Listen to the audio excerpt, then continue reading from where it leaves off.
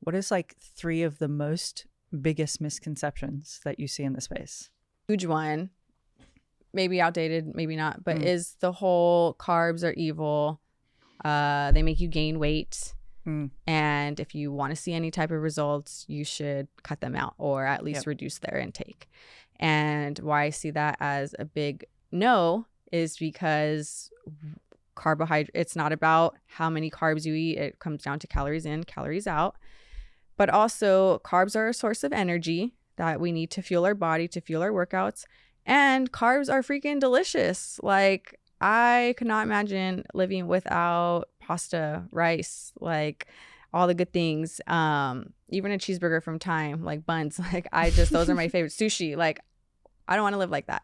And I managed to, not have to give up those things and still see great results. And same exact thing with my clients.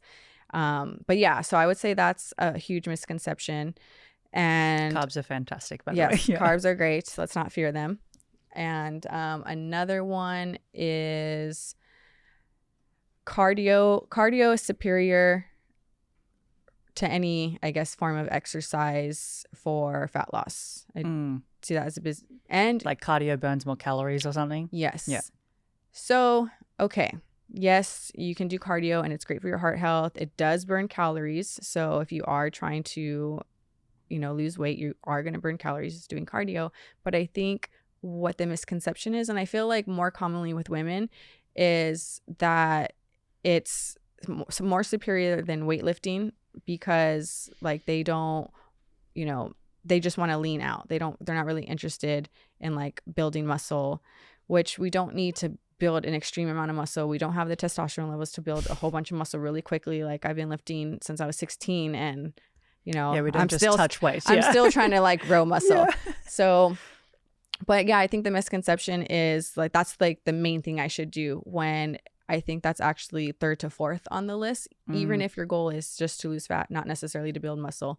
But I still would prioritize some form of strength training first and foremost. Well, no, nutrition first and foremost, making sure you're eating, if you want to lose fat, in a calorie deficit, but enough to sustain your energy, your focus, your hormones. If you cut food and calories too drastically, we're going to see detrimental effects to the body. So there's that. And then the second thing would be strength training to some degree. Again, we don't have to build a whole bunch of muscle, nor is it going to happen that quickly, but that will help preserve muscle, maybe even build some muscle to keep fat off in the long run. And I feel when we focus only on cardio or think it's superior paired with slashing calories, we might see weight come down, but that doesn't necessarily mean you're going to lose as much fat as you wanted to, or we're going to get skinny fat. And most people, that's not necessarily what they want. I don't think that's not why they go into that. Just in case anyone's listening, do you want to tell people what skinny fat is? Yes. And I kind of hate it sounds, I hate the terminology. Yeah, I hate the terminology because it just sounds so negative. It does. It really does. But it's like, how else can you explain it? The first time I heard it when I entered the fitness space, I was like, that was an attack. Like, I took it personally. But then the more I got into it, I was like, okay, I get it. Like, I understand it, but still, please continue. So I guess I even feel foul like saying it. Skinny fat is when you are losing weight, or you're on the scale, especially for your height and weight, like you're pretty small, or like your BMI would essentially be low, but you don't have a lot of muscle mass. So even though you are small and petite, I guess another term I don't like to really say, but it is what it is like we're flabby, or we're not as toned, firm, tight where we want to be. So softer. Yes, there you go. Soft. We're soft. Yeah. Soft tissue. So yeah. Yeah. At a low scale weight, but softer tissue. Yes. Yeah. Yes. And I feel like I like to this is what I tell my clients a lot, especially when we're talking about scale weight. The body that you want, the picture in your head, the person you're comparing yourself to, the ideal image that you're trying to achieve, that body is going to weigh more than you think it does. Yeah. I got a real reality check when I learned that. Yeah. I feel like the fear of scale weight for most women stems like a generational thing.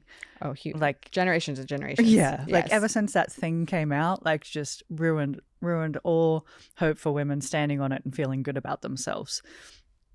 Over time, I think it's gotten better, but depending on how you grew up and like what type of household, that number is something that most women like fear going up, because on some level, our self-worth could be tied to that. Yep. Yeah.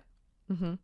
I've seen it, and that I think that's probably the biggest struggle that I have to help my clients overcome, because they come into coaching, you know, they want to pursue fitness goals, and the first thing is, I want to see that scale go down.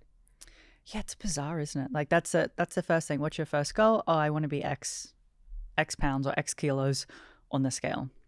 Yeah. When people drop weight for the initial period, is that necessarily fat in the first, say, like 3 to 4 weeks?